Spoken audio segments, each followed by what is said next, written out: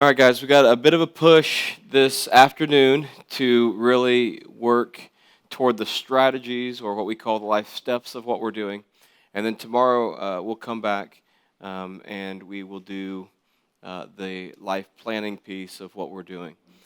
Just remember, by the way, that what we're building out, again, master tool in regard to the personal vision frame is your life call, your life core, your life steps, and your life score. Now, already on our journey so far, journey one, we spent our time really looking at and declaring our life call and our life core. So far, in the first 5 sessions, we've been talking about our life score. It's here now in session 6 that we're going to move down, having declared our scorecard, to really look at, okay, what life steps are going to help me win in light of the win that I've just declared. So I've just declared my win. I've just said these are the 4 storylines of my life in the different kinds of seasons of thriving, surviving, reviving, and in the long-term wins of the bucket list that I'm creating to say this is what I want to accomplish in these things. In light of that now, we're going to take a look at the life steps.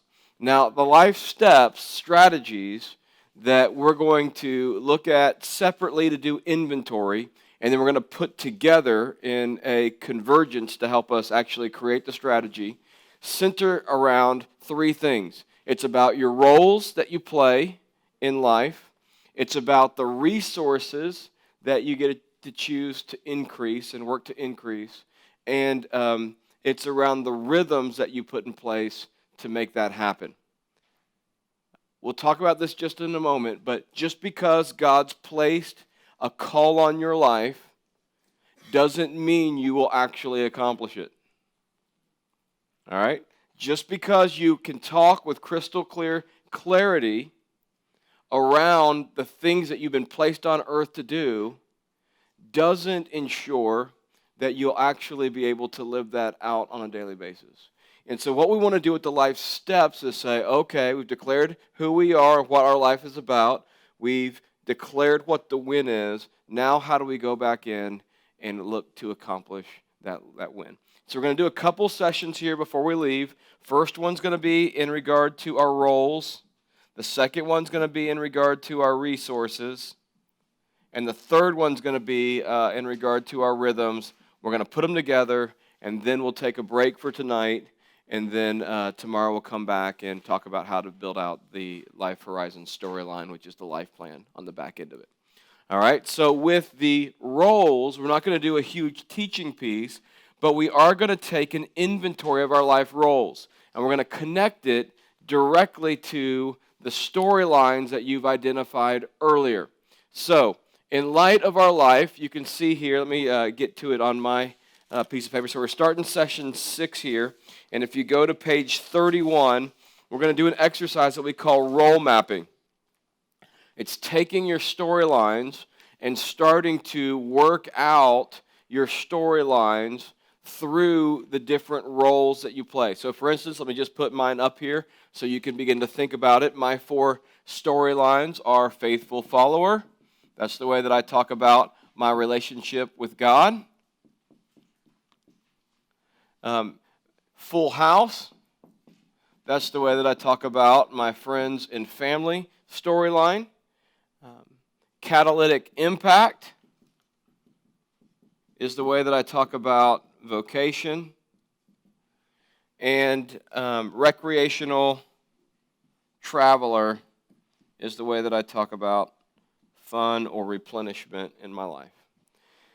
What we want to do is we want to build your role maps out to what we call a 4-3-3 or a 4-4-3. You can choose whichever way you want to do it. We got the ability for you to build out a 4-4-3 on the role mapping sheet, but you may just want to build out a 4-3-3. You can choose what you want to do with the second step. But we want to begin to look at and say, okay, in light of my full house storyline, what are the different roles that I play in regard to friend and family? So here's the way mine looks. So in regard to my Full House storyline, there's a role that I play as a son in that. There's a role that I play as a father. There's a role that I play as a husband. And in my storyline, there's a role that I play as a friend. Right? So, father, son, husband, friend are major roles that I play inside of my Full House storyline. But we want to stretch it, and this is where we think the breakthrough is, all right, in regard to strategy. We want to stretch it one more place to say, okay, how is it that I'm a father? And this is where we're really going to get to the unique role playing of each one of us, because, I might be a father, and Jeff might be a father, but we're probably going to father in different ways based on our unique kind of personality. And it's really at this next level that you begin to think about that. So as a father in my kid's life, the roles that I choose to look at the way that I play with them in regard to 3 is I'm a provider for my kids, I'm a mentor for my kids, and I'm what I call a joy bringer for my kids. When I think about the way that I'm parenting my kids, I want to mentor them as they grow up to make decisions. I want to provide for them. And this is the one, as I was just kind of mapping this out, this is the one that just gave me exponential breakthrough, just even thinking about how I parent my kids, because there's this joy bringer role that is who I am in our family to our kids. So I'm always the one that, when the kids are coming home and they want, Emma loves Chick-fil-A, and I go out of my way to get her a Chick-fil-A biscuit for the morning, and it totally brightens her. For some reason, I just find myself doing that. When I travel, I always bring something home from the road to give to my kids. There's something in our family that my role is I'm the joy bringer kind of guy. I'm going to do spontaneous things. My wife is much more planned. She's going to keep us on task, different things like that. And I get to kind of bring the spontaneity, fun, the kind of joy bringer kind of piece to that. So what I want you to do over the next 20 minutes, I'm going to give you 20 minutes now, I want you to build your role map out to at least a 4-3-3, or in some places you might want to do a 4-4-3. Does it make sense? Yeah, so what I mean by that is you've got 4 off the big thing, you've got 4 off of this, and you got 3 off of that.